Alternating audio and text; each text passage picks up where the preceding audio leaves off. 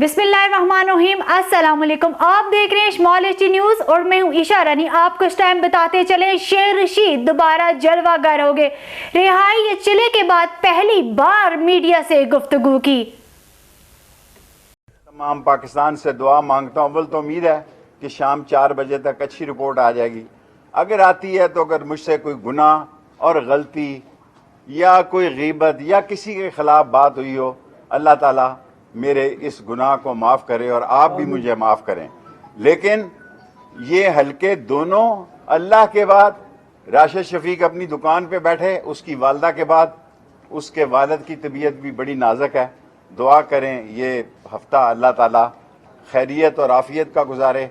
लेकिन मेरे दिल में सुकून है कि मरने से पहले जस्टिस वकास रऊफ साहब ने एक तारीखी फ़ैसला दिया है कि इसे उन्होंने कहा जाके खोलें। ये वैक्यू ने नहीं, ये कोर्ट ने फैसला दिया है, अदलिया नहीं। हमें आप समझें कि यहाँ तीनों दफ़ा सीपीओ साहब 3 दफ़ा, मैंने तीनों दफ़ा इन केसों में बेगुनाह हूं, लेकिन मैं शोर नहीं डालता। अगर चौथी दफ़ा इस 5 अक्टूबर के केस में मेरी गिरफ्तारी मतलूब है, आप मेरे किसी ड्राइवर की 30,000 तनख्वाह है, कुक की 30,000 तनख्वाह है, इन बेचारों को उठाने की बजाय मेरे फ़ोन पे आप फ़ोन करें, मैं खुदा को गवाह बना के कहता हूं उसी वक्त थाने में आ जाऊंगा। मेरा नारा जवानी से है, कॉलेज से है। 6 नवंबर 1968 को ये मैंने नारा लगाया था कि मौत मेरी महबूबा है, जेल मेरा ससुराल है, हथकड़ी मेरा जेवर है और मैं दोस्तों के साथ दोस्ती कब्र की दीवार तक निभाता हूं और निभाऊंगा। और दोनों सीटें मैं खुद लड़ूंगा। राशिद शफीक से इसका कोई तल्लक नहीं, वो जाए, उसके वालिद की तबीयत इंतहाई नाजुक है, उसके लिए भी दुआ करें और अपने हल्दी मिर्च का कारोबार करें।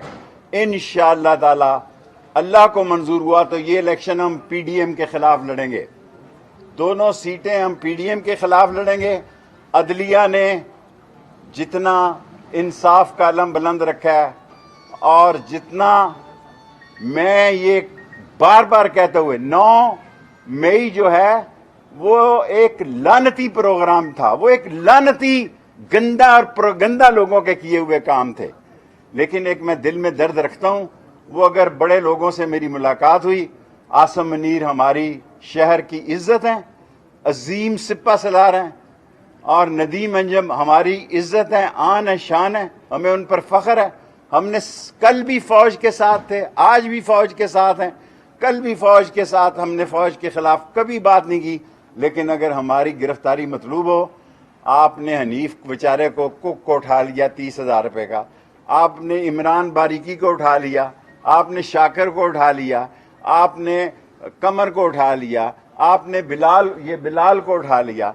ये सारे बेचारे 30-30 हज़ार रुपये के मुलाजम हैं।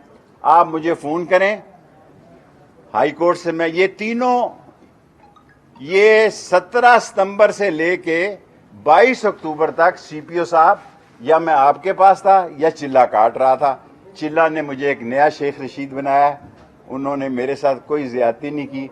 तहज्जुद के वक़्त भी वो गर्म पानी देते थे। कौन सी ठंडी जगह थी, कौन सी वो जगह थी, ये अल्लाह को पता है या सीपीओ को पता है।